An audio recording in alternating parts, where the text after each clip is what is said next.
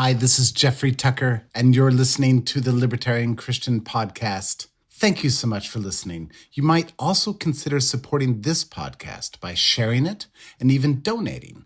LCI needs your help so it can continue creating great content. Welcome to the show that gets Christians thinking about faith and politics. Get ready to challenge the status quo, expand your imagination, and tackle controversy head on. Let's stand together at the intersection of faith and freedom. It's time for the Libertarian Christian Podcast. Welcome to another episode of the Libertarian Christian Podcast, a project of the Libertarian Christian Institute. I'm Doug Stewart, and with me today is Dr. Norman Horn. And today we have two special guests, Armond Boudreaux and Corey Latta. They are our co-authors of a book called Titans, How Superheroes Can Help Us Make Sense of a Polarized World. So Armond, would you introduce yourself for us and tell us a little bit about you? Sure. I'm Armond. I'm an assistant professor of English at East Georgia State College in Swainsboro, Georgia. I've got sort of a mixed professional background. My PhD is in fiction writing. But I also studied early modern British literature. I've got 3 books out, including the one that we're talking about on this podcast, and they're all in 3 very different areas. My first book was a novel called That He May Raise, just it was a literary novel. It's sort of in the style of, let's say, Flannery O'Connor. I have a book called Animus Little Gods, which is a dark fantasy set in a post-apocalyptic future. So, big jump there. And then I have this book about superheroes and politics. Hey, I'm Corey Latta. My background is in literary studies and before that, religious studies. So I have my PhD in early 20th century British literature. Came to that via religious studies and particularly New Testament studies with a little bit of philosophy and theology thrown in there. I am the author of 5 books, including this one, some in the area of theology and biblical studies, and then some in the area of early 20th century literature. And one of my primary figures I work on is C.S. Lewis. So I've got a book on C.S. Lewis and the art of writing, and a book on C.S. Lewis's theology of time. And met Bo in our doctoral program. So we were at school together at University of Southern Mississippi.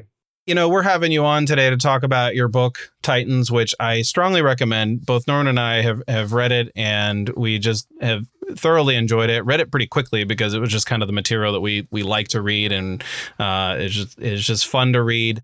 And to their credit, it's easy reading too. It's not difficult to get into, and you'll have a fun time getting through it. Yeah, it was. It was very fun. In fact, my son, who is sort of into this kind of stuff too, he was always asking me like, "Well, Dad, are you reading that book about superheroes, about comics?" And I'm like, "Yeah, that's what I'm reading," because I was reading on my iPad.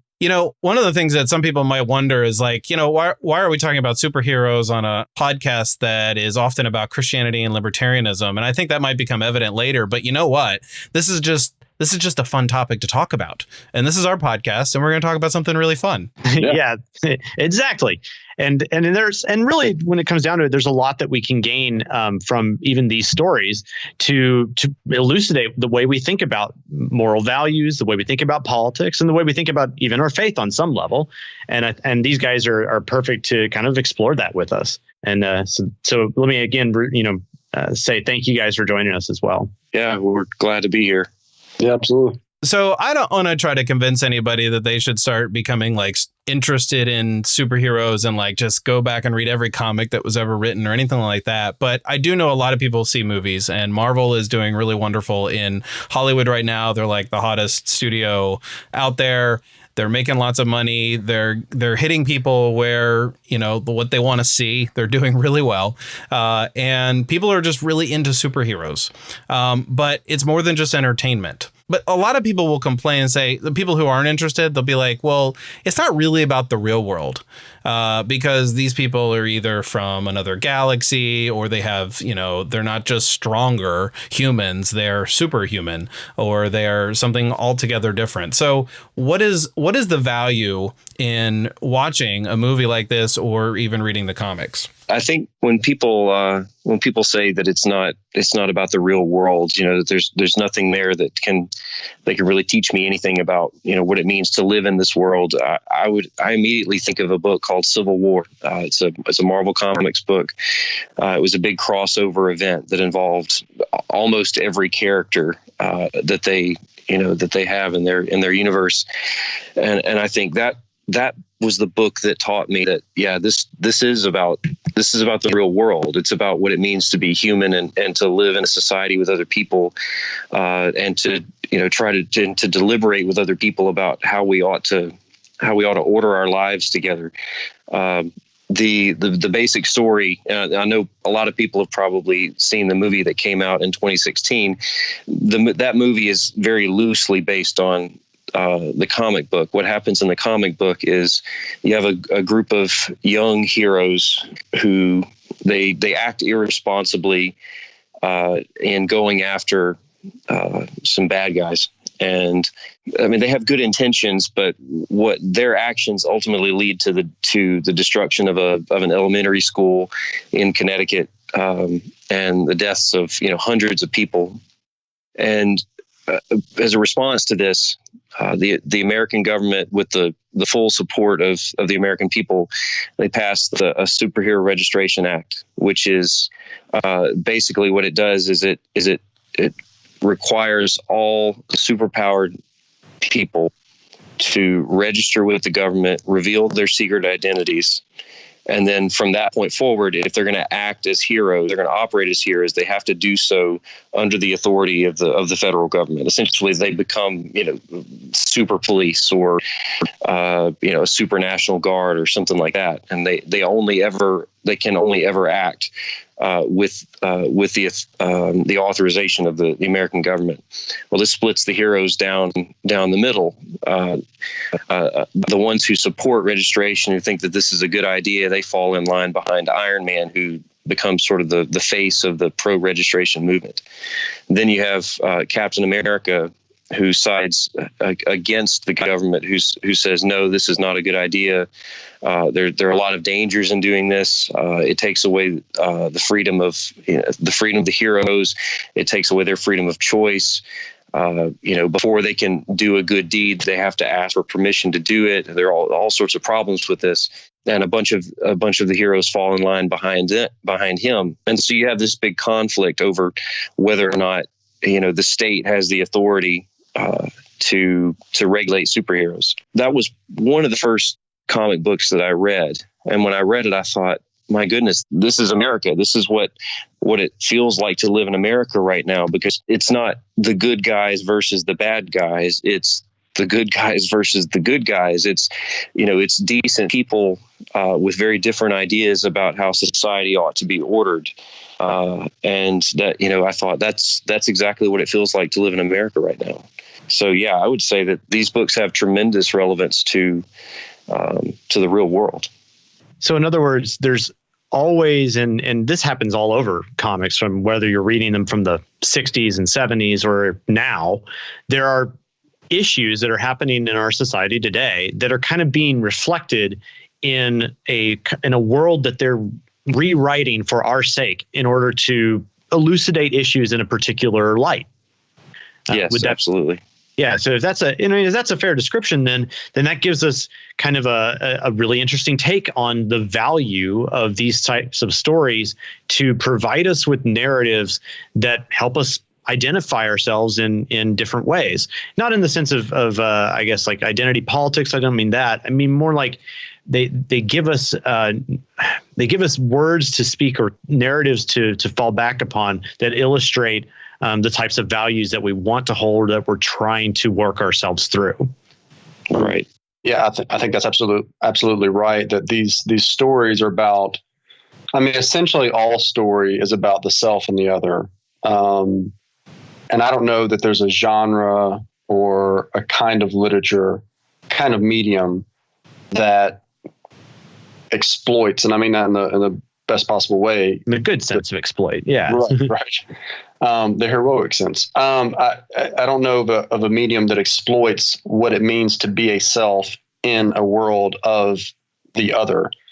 and how you negotiate that relationship and the conflict, what it means to be a moral being in a very gray or immoral world. So I just don't know of a medium that exploits in the best possible sense what it means to be a self in the world of the other, what it means to be a moral agent in an or immoral world, what it means to form identity. I just don't know of a medium that does that better than this very hyperbolic, animated world of the comic. It's just, to me, the best thing going in terms of presenting identity. And again, not in the sense, as you mentioned, of identity politics, but just identity of the self in a world of multiple identities, and how those things play against one another, often violently and often peacefully as well.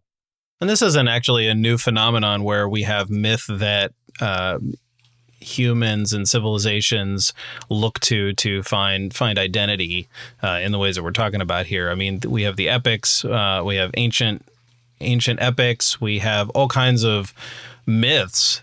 There's Norse mythology, there's Greek mythology, there's Egyptian mythology. I mean, there's mythologies all around the world, everywhere, that date back to antiquity. And so this isn't like new. This isn't like, hey, there's this new genre, although it is a new genre in a lot of ways. It's not a new phenomenon that this right. exists. And so myth is very powerful, and I would like to hear a little bit more from you. Like, what makes this so powerful for an individual to engage with? If you look at the way people talk about comics, especially people who take the comics very seriously, like Corey and I do, it's common for people to say, this is the American mythology. And I mean, it's almost a cliche, but people don't really stop to think about or stop to explain what they mean when they say that. And the thing that strikes me about superheroes is that these stories are about what it means to be us, what it means to be human. And ultimately that's what mythology is about. Mythology, it encodes, it encapsulates, it dramatizes everything that we care about and everything that we believe about ourselves. That was true of the ancient Greeks. It's very much true about superhero stories. They're here to dramatize our aspirations, but they're also here to dramatize our fears. They're here to tell us what we, as Corey was saying, what we think about living in a world with others. They're here to teach us what we think about ourselves, and we need those kinds of stories. And the other thing about them, this mythology, is that they're myth in the sense that they're not like, you take pick any popular work of fiction, like say the Harry Potter series. Those are the work of one author. But with superhero stories, I mean, those of us who care about comics, we look back to original creators like Jack Kirby, Joe Simon, the Siegel and Schuster, the creators of Superman. We look back at them with reverence, and we think of them as somehow owning these characters that they created, like Superman, Captain America, the Fantastic Four. But at some point, these characters stop being the product of any one person's imagination, and they become the product of many, many creators over a long span of time, plus the fans themselves. I mean, the fans have a tremendous role in the direction that these characters take, and the persona that they have. And I think that that's an important part of what it means for a story to be a myth, is that it's communally produced. It really is the story of the civilization that produces it. So guys, I think it's worthy to note here as well that in some respects, we identify all as Christians here, and we take the Bible as a set of narratives that in many respects defines who we are in ways that none of these contemporary myths ever really could. But it is a good reminder, I think, to recall that the Bible is meant to encode and do all these similar things that you are describing here in these contemporary myths in an even more heightened manner sometimes, and not in this. So we can call it a myth, but not in the sense of it's something untrue, but rather it is the content that is being communicated. And so, is there anything about that you guys feel is something that you would want to remind everybody about through even thinking about even these contemporary myths, and how we view even the scriptures these days? Yeah, I think thinking about like the work of a Joseph Campbell or something like that, who kind of helped give language this idea of monomyth, the one story that just is told again and again and again. And I think there are deep, deep, deep roots in the Judeo-Christian narrative. There are myths that predated the Old Testament. There are myths that predate the book of Genesis, books like Job, which is probably as early as Genesis. But they predate really only in actual composition, something like the Epic of Gilgamesh. The oral tradition that was floating around with the flood story in Genesis 6, or the story of a fall from grace, or even kind of like the theodicy of a Job. Those myths, they sort of run parallel. The myths like a Gilgamesh and the myths that went into making the Judeo-Christian story. Now, as you said, like when we say myth here, we're not saying that the book of Genesis isn't untrue, or Job isn't isn't true. We're not saying that there's any kind of falsehood there. We're saying that these are stories that, like Bo said, were produced by a community that we're made to find ourselves in, and that future generations and future communities are made to find themselves in. So the stories we tell now, in one way, really do sort of plant themselves in the soil of the Judeo-Christian narrative. One of the chapters I wrote in the book was about, I kind of tackled some on-screen adaptations or iterations of the heroic. And when I did, I'm just a really big fan of the Daredevil show on Netflix. And I love the Daredevil mythos as a whole. And one way I think to understand that myth, because I really do think there is essentially only one story. I think it is kind of the hero story. I really think our lives even work out this way. We're sort of the hero of our own lives, and we find ourselves on this kind of quest. The story of Daredevil to me was just a retelling of the prodigal.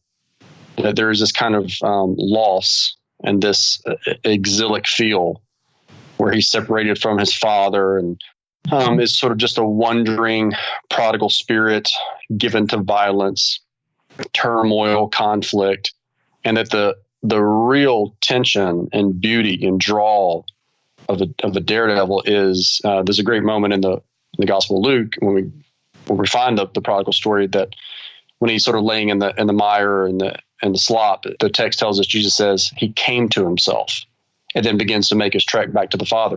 And I think the real tension and the beauty and the agony of a daredevil is you see the character sort of come to himself. That he's got this kind of moral imperative. It's a messy one and it's a controversial one. And you see him as he comes to himself sort of walk his life back toward a kind of home, and represented in large part by the priest. That is the Judeo-Christian story. It's not just a prodigal going home. It's the entire Christian canon. I mean, this is the story told from Genesis to Revelation, that we were exiled from a place of belonging and acceptance, that we were meant to be contained and to belong, to be home. That one of the most damning phrases in all of Scripture is in Genesis 4, when we're told that Cain dwelt east of Eden. Of course, the great Steinbeck novels named after that. That's a haunting phrase. We're made to be in Eden, not dwell east of it. So you see this remove that carries the nation of Israel all through the wilderness wanderings, all through the struggle to inhabit the land, all through their exiles, and God's desire to bring them back in. So all of a sudden the New Testament picks this up. We are now not just made to belong spatially. We're not just made to belong in a promised land or inhabit a tabernacle or a temple. Now, I think 165 times Paul uses the phrase, we are in Christ. In Christ, yeah. Right. So now we're made to spiritually, not just spatially, belong. And then what are we given and Revelation. I mean, here you are at the climax of the entire Bible. Revelation 21 gives you one of the most boring, tedious passages in all of the Bible. We're told the dimensions of the new Jerusalem. Who cares? I don't care that it's 144,000 stadia and it has 12 gates. What does that matter to us? Well, it's a very, very important passage given the overall myth of Scripture, and that is John relaying to his audience that, via this vision, that you are going to belong very specifically, that there are walls and boundaries and borders, and you're going to go right back into this place of containment, properly being a creature. That's exactly, it's the hero's return. It's the hero's journey and going back home. It's Daredevil making his way back to the priest. And I think that story plays itself out again and again and again and again in superhero myth. But we really cannot understand just chronologically, historically, culturally. We can't understand these modern retellings of the hero's journey without understanding the source.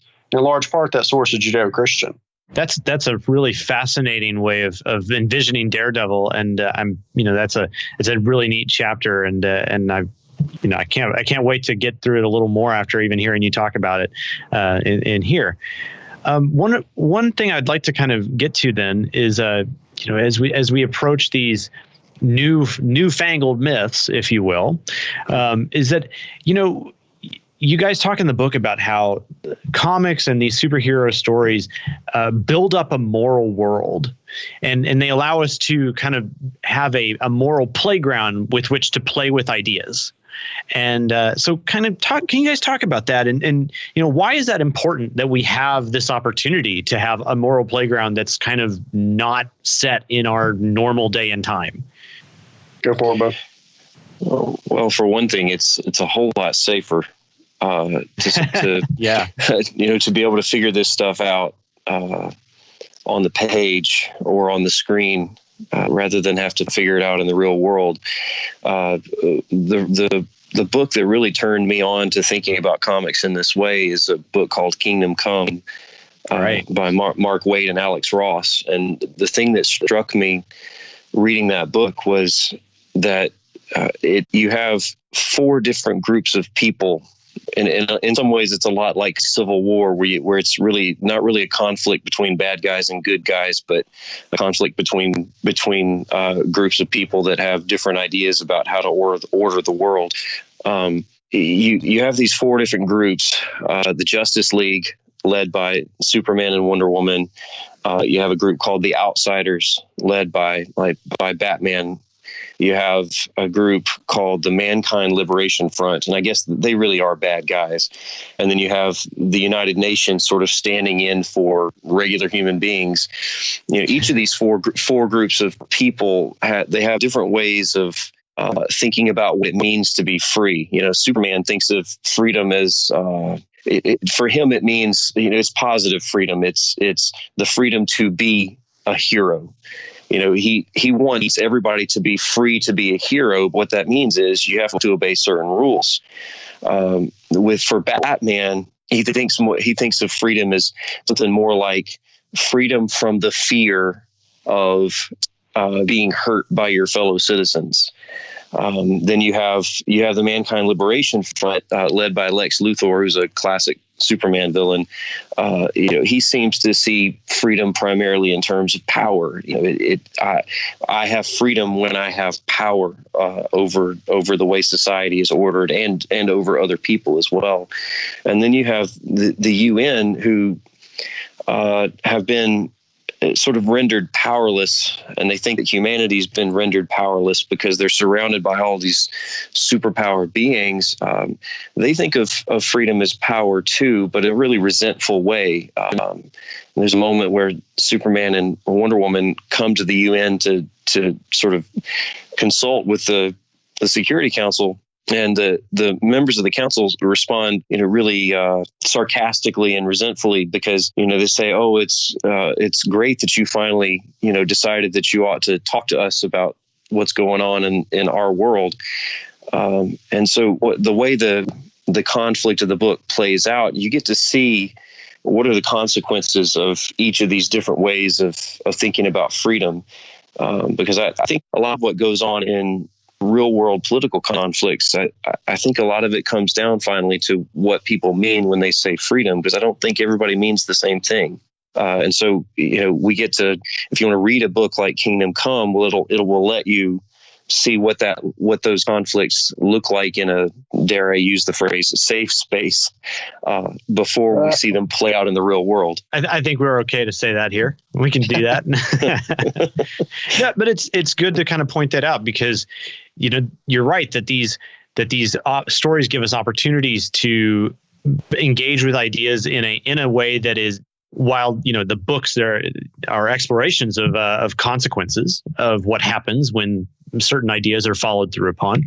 For us, as we're experiencing them, reading them, the consequences are low, per se. We're trying to learn something from them, and so that's a consequence we're learning. But overall, there's no life or death situation that's about to result from it, unless you just decide that as a result of reading Superman, you'd think you should be able to fly off the Empire State Building, but that's a whole nother story. Hey folks, Norman Horn here from LCI. Would you do us a quick favor and rank us on Apple Podcasts or wherever you subscribe to us? High rankings help us get the word out. And now let's get back to the show. But that gives us that's a really good point, though, is that, morally speaking, we don't always have good answers to varieties of situations. We don't always have all of these ideas worked out in our own minds. And we need to have narratives put before us at times that give us opportunities to engage and learn something that we didn't have before, or gain a new perspective. So I appreciated, the way you guys went about that in the book. And there's so many things. I mean, we haven't. I love the way that you guys approached. You really, engaged with like DC and Marvel in the book, but there's lots of other things that, in comics out there too that give that you guys didn't even attack.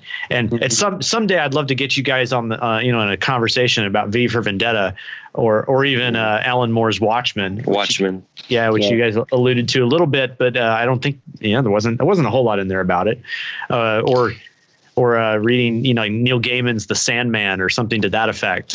There's all sorts of opportunities in these media to explore different types of narratives and different types of moral questions, and so it's paying attention to those things is really where it's at, and that's where you can go beyond just reading for the sake of it's a fun picture book, but you can gain something very different than what you get even out of just normal narratives, and certainly better than your latest rom-com or sitcom on Thursday night. So that's such a neat thing that I hope people will get out of this, is that there's opportunities in these narratives to gain something that you wouldn't normally get. Yeah, absolutely. And for me, the great thing about, you mentioned how much of this material there is out there. What that means is there's something for everybody and for every concern that you might have. When I talked about Kingdom Come just now, that's a really, really philosophical book. But you have other books like, say, Civil War, or the sequel to it called Civil War II. Yeah, there are philosophical issues to deal with there, but they ground them in this really practical reality.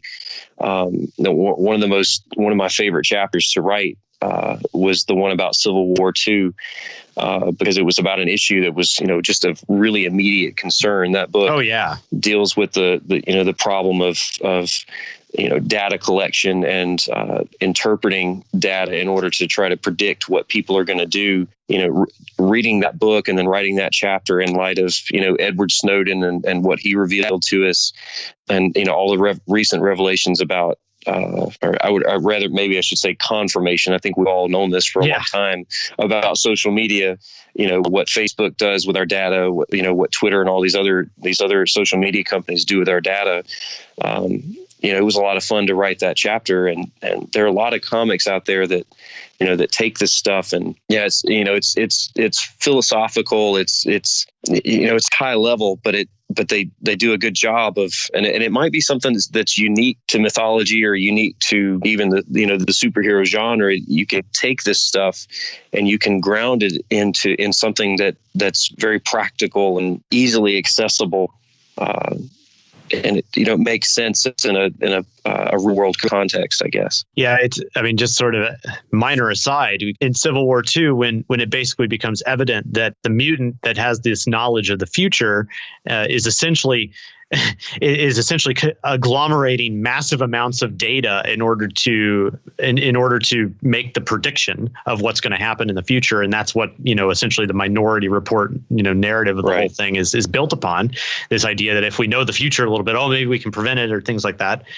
You kind of He's basically a living algorithm. Yeah, and it's very much like if you've seen the movie Minority Report, it's kind of that sort of thing. Yeah, But like, when it's revealed that that's what's going on, and it's a massive big data problem that he's solving in his brain. Right. It's just like, oh my goodness, they talk about dropping a prescient problem about what's going on right now. Yeah. I mean, just you Google search a big data moral issues right now, and you'll find article after article in every single major publication of talking about what's going on here, because nobody knows on some level what to do with some of this. And so being able to explore it in this sense was very interesting. And it's what a great way of getting making an interesting contemporary point when addressing a moral issue. Right, and that's what I thought was brilliant about Civil War II, because I know when the series was first announced, I saw a lot of comics fans, groan like, "Oh no, we're doing this again." Yeah, we're doing Minority Report again. And the thing that I thought was great about Civil War II is that it took the basic idea that comes from the Philip K. Dick short story and then the Tom Cruise movie. Yes, that's true. But what Bendis does in that book is he takes the idea and he shows how it could actually work in the real world. It's not a psychic that's doing it. It's essentially a guy who can do what a computer algorithm does. When you go search for something on eBay and then you see ads for it on Facebook or on Twitter or wherever. I mean, he's doing what that does, only in a more advanced way. And it also kind of, this leads us in a way into perhaps the most important part of our podcast, at least as an organization where we talk about politics, because superheroes like this have power, and power in ways in which normal people kind of don't. Right. That they're mutants, or they're geniuses that invent amazing suits of armor, or they have varying abilities added onto them, from whether bitten by a spider or hit by X-rays or whatever. Right. That the origin story really isn't that important anymore in that respect, but rather that there's something different.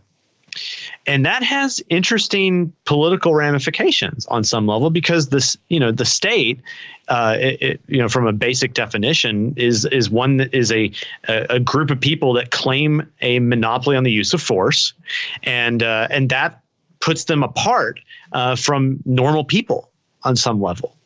And so exploring how an individual who has certain power above and beyond that of the group around them is kind of important here. And so, that's just sort of on a high level, that's kind of what's going on from even a political point of view. But then you get even deeper and you talk about the political ramifications of the world around them that they're interacting with. And that's the point of Civil War II, Watchmen, V for Vendetta, as I mentioned, all sorts of different things. This is always a prescient point in comics in general. Yeah. So guys, where do you kind of start with when you start talking about politics and comics, of all things? I mean, some people would say, hey, this is just the fun reading material. There's nothing to do here. We're just about politics. But what would you guys say is where one should start? Think about politics sort of deriving from this idea of the polis, and the polis in Greek being, a community or a city comprised of its citizens. I mean, on the most basic level, politics is just about how you conduct yourself in the city, how you are and how you act and how you project yourself as a citizen. So in that sense, to tell a story about, kind of going back to what we were saying about the self and the other, but to tell a story about one person in life among other people living their lives is a political story. And that's essentially what the polis first and foremost is. But then life among other lives. Is it that simple? It's not just communal. There begin to be formed hierarchies and policies and sort of best practices and things like that to determine, regulate, and make more efficient life in the polis. So I think the first point of contact is comic books address that. What makes comic books different from some sort of realistic, fiction is how high the stakes are. The stakes are raised because it's not just a quote unquote normal person whose capacity can somewhat match his character. A superhero, by definition, is someone whose capacity exceeds, or at least very likely to exceed his character. So, what makes somebody like a Superman so compelling to me, anyway, as a big Superman fan, is how his character and his capacity seem to run sort of neck and neck. But then you take somebody like a Tony Stark, or I'm really enjoying. Bo and I were just talking the other day about this new Doctor Strange run. It's sort of the basic. It's almost like the first Thor movie. It's the basic hero's fall because of pride and ego. So Stephen Strange, extremely full of himself. First issue experiences something really humiliating, and then has to build his character up to the level of his capacity. What makes superhero stories so interesting and fun is, what might we do if our capacity could exceed our character? Like, what do you do with power? It's hard enough. I was going to say it's easy, but it's really not. It's hard enough to just sort of be a well-meaning, productive, responsible citizen in the polis, just as a normal, typical person. Infinitely harder if you're somebody who's got the IQ and the physical prowess of a Bruce Wayne, or you've got the gamma radiated abilities of a Bruce Banner. So how do you conduct yourself in the polis when you have the ability to really shape the polis or destroy the polis or bend the polis to your will? And how do you exert and enact meekness in that? At what point does power become completely corrupted? And at what point should you, thinking about like a kingdom come, at what point should you sort of flex your muscles to create a polis that's most conducive for human flourishing? And that's why I think superhero stories are innately political, is because they really are just about what it means to be a citizen, to live a responsible life, a moral life in the polis. I think one of the perhaps greatest examples of that is probably Captain America, who for a long time I kind of wondered or looked at Captain America on some level as just an agent of the state, if you will. But it's interesting that when you and contrary to that, you might look at Iron Man as being kind of this interesting entrepreneurial type of guy, and so for the libertarian in me in particular, back in the day, as a younger libertarian back, mid 2000s, kind of saw that as a that's where they stood. And it was interesting in the Civil War comics, which we've mentioned already, is that, what happened in that was a reversal on some level, where you had Iron Man taking the side that I wasn't going to expect, and Captain America taking the side that I wasn't going to expect out of him. That's a fascinating juxtaposition there, that me being the person that I was at the time was like, I didn't see that coming. And so it gives you, again, opportunities to explore these ideas in various ways, and just what an interesting kind of political bent that took. And even in the Marvel movies, you get a similar sort of thing. They in the Captain America Civil War movie, which doesn't exactly follow the comics, but has some pretty distinct similarities. Obviously, it's certainly the same theme. Yes, for sure. With the Registration Act in particular, you get again, Tony Stark / Iron Man falling on the side of registration, Captain America opposing it for various reasons, and I think that's just an interesting takeaway, and to kind of build out of that. So the thing that has always attracted me to Captain America, the reason he's since I really got into comics, he almost immediately when I started reading comics, he was my favorite character. Was that you expect him to be a nationalist, you expect him to be a yes man, you expect him to be the attack dog of the United States government, and it could not be further from the truth.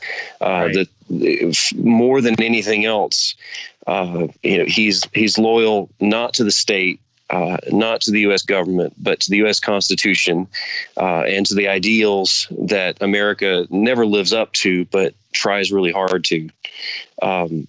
There's a famous issue where there's a government official trying to get Cap to do something that he doesn't want to do, and the official questions Cap's loyalty, and Cap says that he's loyal to nothing except for the dream. And then there's a great speech in a tie-in issue to Civil War. It's not in the Civil War main series, but it's an issue of Spider-Man that's connected to Civil War, where Cap says, and I'm paraphrasing here, I'm not quoting him exactly, but he says that whenever the whole world is telling you that something wrong is right, and they tell you to move. He says, it's your job to plant yourself like a tree next to the river of truth and say, no, you move. And I love that line. Terrific line. Yeah. It's a great line. They use it in the Civil War movie, but they leave out an important part that's my one complaint about the Civil War movie, is that in the movie, the line is, it's your job to plant yourself like a tree and say, no, you move. And I think that's a really it's a terrible omission to say, to leave out the beside the river of truth, because Cap he's not a radical individualist. He's not a you make your own morality kind of guy. He believes that there's real objective morality, and there are real ideals that you ought to aspire towards as an American and as a person. And that's what he stands for. He is Captain America, but not Captain the United States government. Right. That makes sense. And the irony of even leaving that out is that, like, in order to say that there is that absolute truth, that almost is the radical position now. Yeah. And that's right. So it's unfortunate, that was missed in there for sure. But what a great line that came out of that. What a good thing that even all of us as libertarians could remember too, is that is kind of our responsibility, and as Christians as well, to plant ourselves by that river and stand up for that truth. So good stuff. Yeah. You asked earlier about how all of this sort of connects to the Bible. Whenever I hear that line, I can't help but think of Psalm 1. Oh yeah. And I don't know. I doubt the writer was going for that connection, but I think it ends up being there, whether it was intended or not. Yeah, for sure. That's great. So our conversation has shifted from a lot of, talk about, the comic stories, and now we're kind of like talking a little bit more about the film. So this is kind of probably a good direction to go with the conversation. Just a quick personal story. One of the things that I have done this year is with my 10-year-old son. We basically binged watched all of the Marvel Cinematic Universe movies in preparation for going to see Infinity War before it left theaters. And so we did lots of binge watching. I think it was within like 2 to 3 month period. It was quite a trip. And I actually was like really excited for a number of reasons. One of them was I would get to rewatch a couple of the movies that I had seen, because I really hadn't seen most of them. I had seen them sporadically. I saw Iron Man.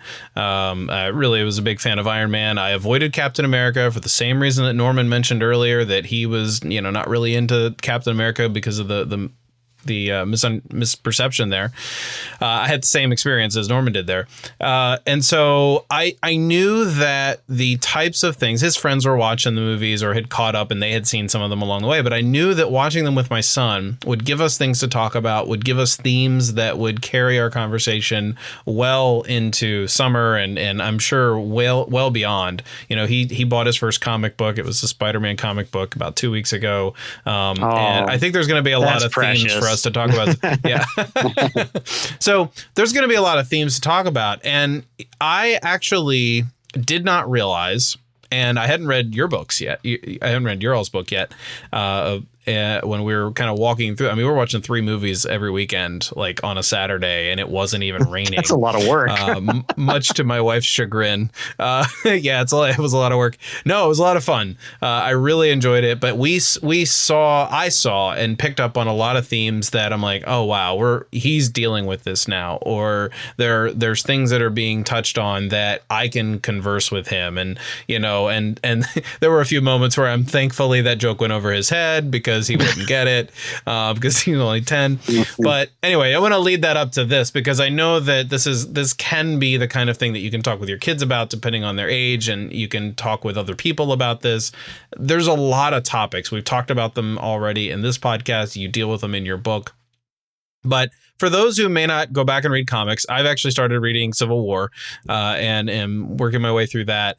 But I'm a big fan of the movies. I want to ask your opinion about the movies second, and we'll get to that. But what would you want our listeners to take away from whether they read your book or if they just finish this podcast and they start watching these movies or watching them again?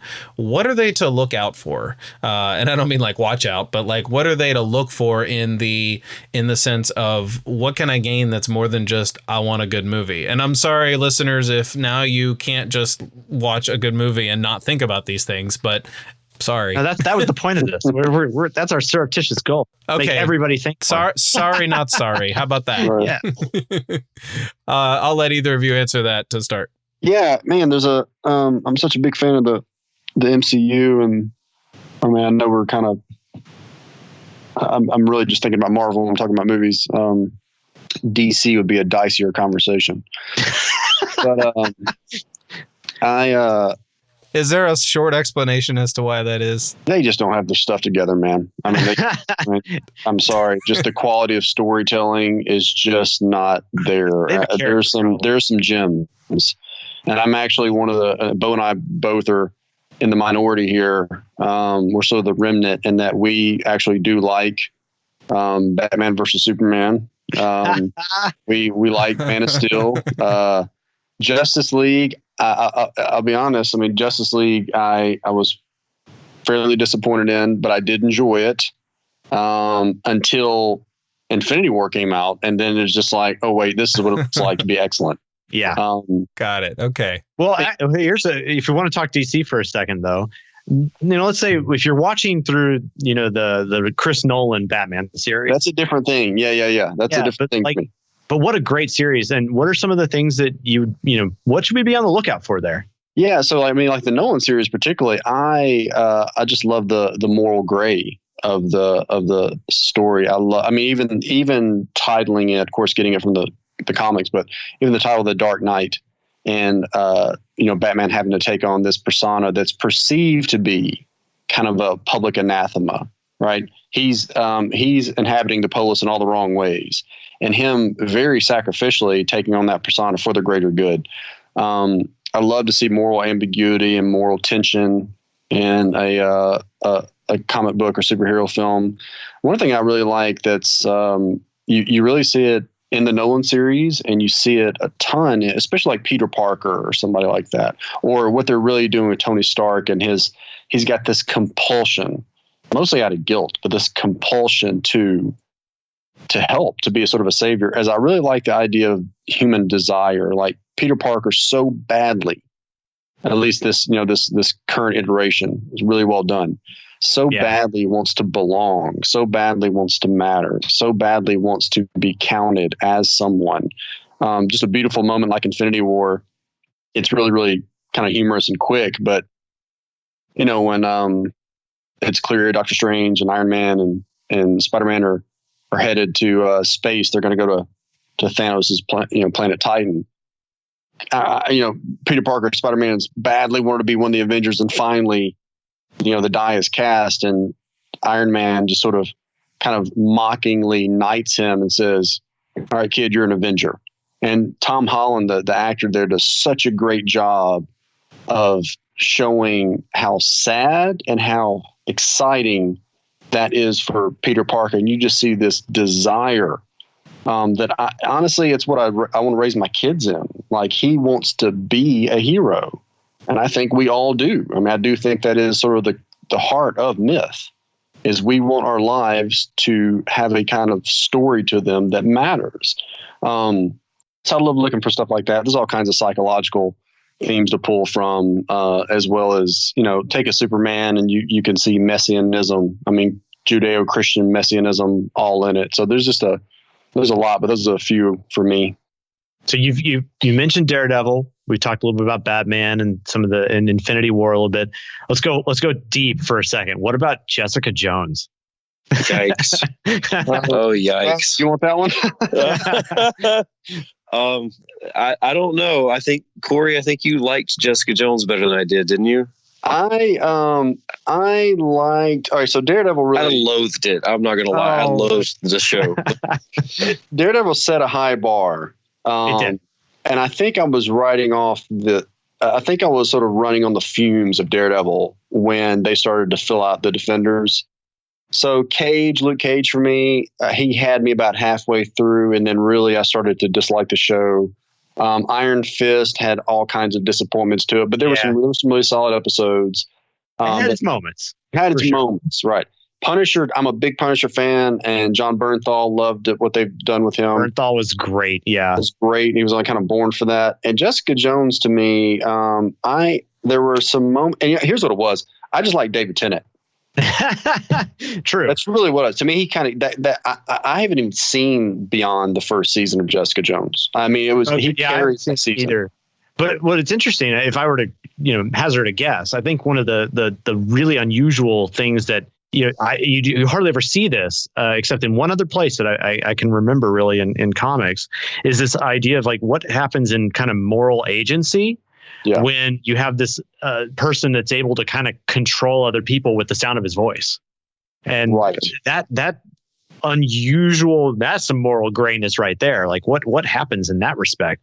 And I find myself sympathizing with that character. Honestly, oh, sure. He's a malicious character, but at times I'm like, well, yeah, I would influence people. Mm-hmm. There's no way I would keep that to myself. And maybe that speaks more to my immorality than it does but I just think it's sort of true to the human condition. If I had that kind of capacity, I would not steward that gift well. Yeah, putting yourself in the position of both the protagonist and the antagonist in this case is an unusual kind of it's just a funny way of thinking about it for sure. But it was really unusual kind of premise. And but I really enjoyed the first season, and I haven't even seen the second. But very interesting. Yeah, well, I mean, I'll say something nice about Jessica Jones. I've seen the second season, but I'll say something nice about the first season, and I'll do it in a way to answer your original question about what people should, what should people take from this? What should people look for in these movies and shows? To me, the central theme of all of them, and this is really where they really touch politics, is that if you look at all of these heroes, that their main moral principle is choosing the good of the other before their own good. I mean, that's true of Iron Man. That's certainly true of Captain America, who's willing to sacrifice his life in the first movie. He easily chooses to give up his own life. It's true of Thor. It's true of all of them. That's what, to me, that's the spirit of good politics, of good statesmanship. I think that's what's missing from our politics today. People who are willing to choose the good of the other before their own good. Okay, so when I look at Jessica Jones, I reacted strongly to that show. I hated it. I watched it from beginning to end. I made it all the way through it. And the thing that I think I disliked the reason it was so hard for me to watch was because she's such an unlikable character. Yeah. Like I was so little that I could like about her. And yet, and she's constantly, mouthing off to people, telling people that she doesn't care, that she just, she's a misanthrope. She hates being around people. She doesn't want to do good for people. And yet, and here's where I'm going to say something good about the show. And yet she still does the good thing.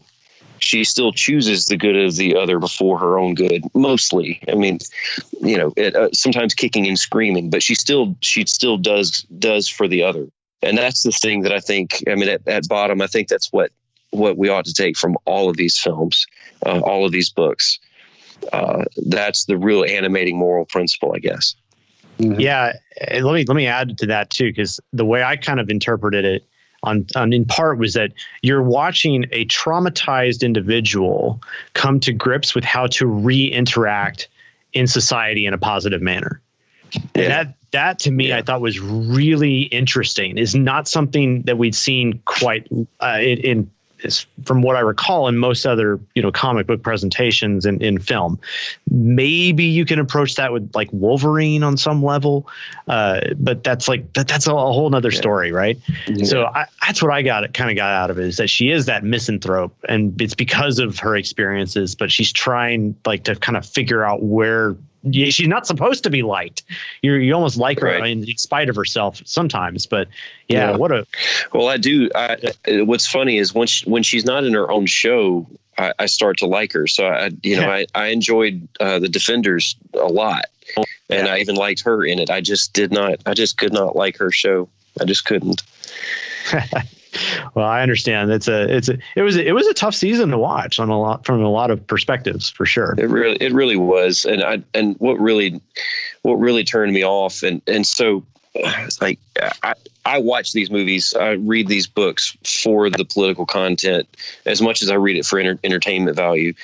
One of the things, I think maybe the thing that turned me off the most about that season is that it got really preachy. Yeah. At times, especially in the episode about the abortion, I felt like I was being preached at, and that's something I don't like. I like these stories to deal with political issues. I don't want them to shy away from political issues, but I also don't want for the story, for the author, for the filmmakers, for the showrunners, for the writers. I don't like for them to try to manipulate me. And I felt like at times, especially in the abortion episode, that I was being manipulated into a position that was really artificial, just so that I would accept a certain political view, and that really turns me off. So, guys, what are you most looking forward to in kind of the Marvel Cinematic Universe or in upcoming comics or whatnot here in the next year or so? Is there anything in your mind that for various reasons of your own professional nature, or looking forward to political issues that are going to be addressed? What are you guys looking forward to seeing here very soon in these sorts of superhero stories? Well, I think obviously Corey and I both are going to say that we are desperate for Avengers 4 to come out. Actually, at this point, we're just desperate for a trailer, for crying out loud. On the comic side of things, I am the Atlantic columnist Ta-Nehisi Coates, very progressive African-American writer, recently took over writing duties on the Captain America series. And after the Secret Empire event, which I won't get into, but it was very traumatic for Captain America fans last year. After that experience, when I read that Ta-Nehisi Coates was going to be writing Captain America, I thought, oh no, they're just doing Secret Empire again. They're going to put us through this trauma again, because Coates has very, very, let's say, very strong political opinions that would run counter to what Captain America, claims to stand for. And so, at first I was anxious, but then I thought, it'll be interesting, because here's a guy who's deliberately taking on a character who's so unlike himself. I held out hope that he wasn't taking taking on this job just to trash Captain America. And based on the first 2 issues, he didn't. I mean, that's not at all what he's doing at all. That's not at all what he's doing. It looks like he really wants to sort of inhabit Captain America's headspace and see what that's like. So I'm really looking forward to seeing the rest of what he's going to do, or what he's going to do in the rest of his time on that book. And then the other thing that I'm really looking forward to is Brian Michael Bendis just took over the Superman books, and it hasn't happened yet, but when it was announced that he was going to start writing Superman, he said that one of the things he was going to do is try and bring Superman back to his Jewish roots, because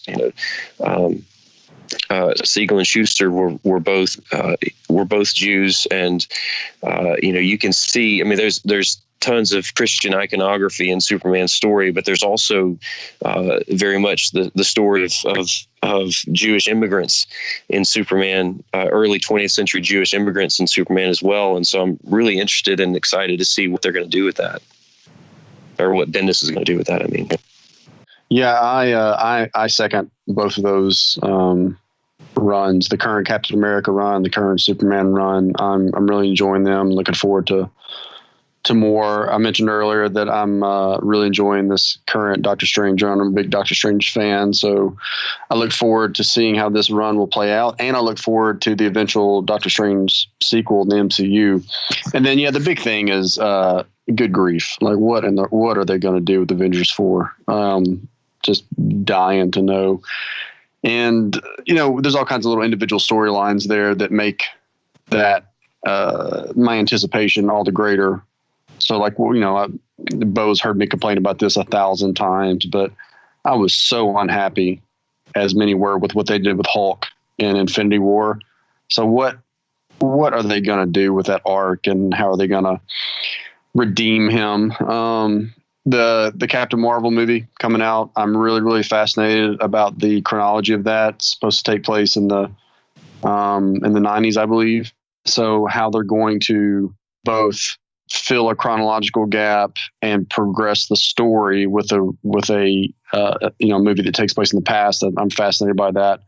And then I really want to see, I think Bo and I were both excited about the Aquaman trailer. I'm excited about the sort of the buzz around Wonder Woman 1984, and really want to see DC kind of find that magic. I would love to see somebody like a James Gunn. I know he's sort of a figure of controversy right now. I think that's overblown, but it's clear that Disney's probably not going to have him back, and DC wants him badly. So I would love to see James Gunn, who I thought did a great job with the Guardians of the Galaxy movies. I would love to see him at DC. It's just that this is really just the golden age. If you're a comic book fan or a superhero nerd, this is the time to be alive. So For sure. There's a lot to look forward to. Why has Marvel succeeded so well? Like, what have they done to actually bring people to just give them tons of money? And why is DC struggling? And I don't mean this to be about Marvel versus DC, but there's something really, really poignant about why people are going to these movies. I mean, in the last few years, people have been kind of criticizing Hollywood for not having unique storylines, and how they're we've got 6, we're Fast and Furious number 45 now or something, which I'm not.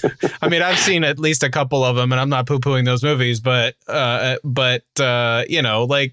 there's only so many stories in the world, or something like that is what I've heard before. And so why are comic book movies so enticing? And you guys can just kind of critique anything and go anywhere you want there. Well, I think that there are 4 or 5 answers that I can think of to that question. The first is, I think people care a lot about superheroes because we live in an increasingly secular age.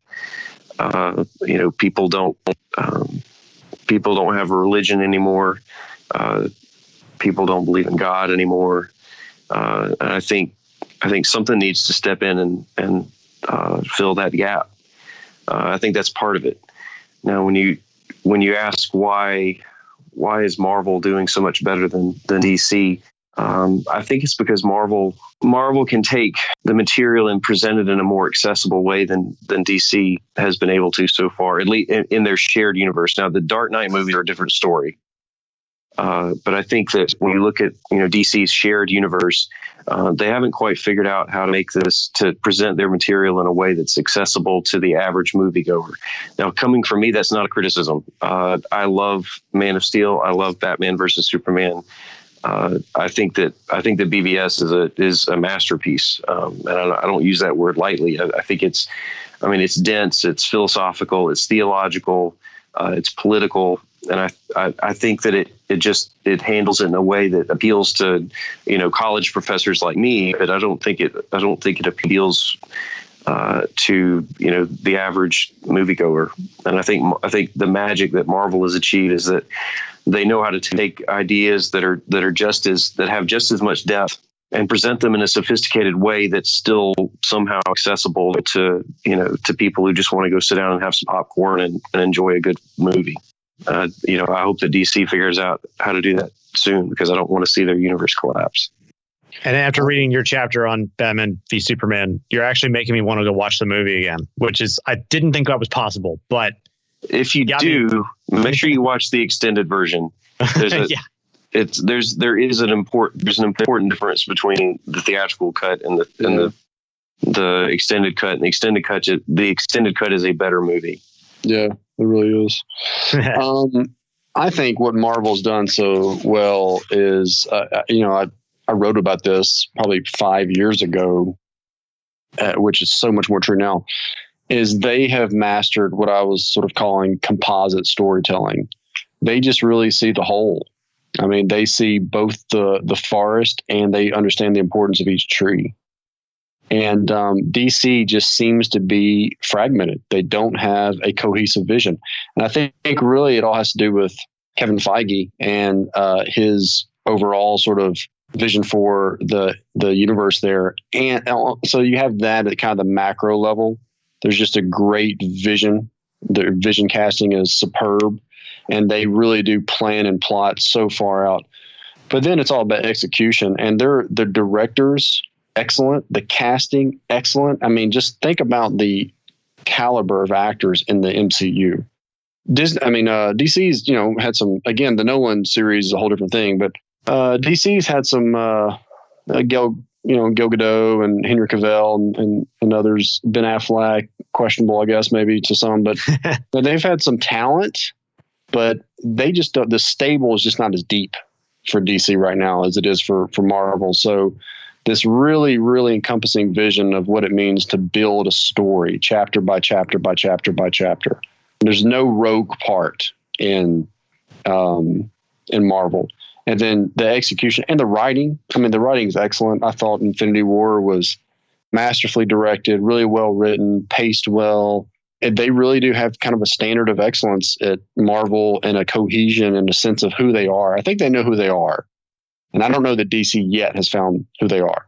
Well, I'm sure our listeners have appreciated a slightly extended version of our podcast because we've been talking for quite a while. So, guys, I just want to thank you for joining us to talk about something that we think is a lot of fun and also important, as is probably clear by now. Thanks for having us. Thank you. Thank you for listening to another episode of the Libertarian Christian Podcast. If you liked today's episode, we encourage you to rate us on Apple Podcasts to help expand our audience.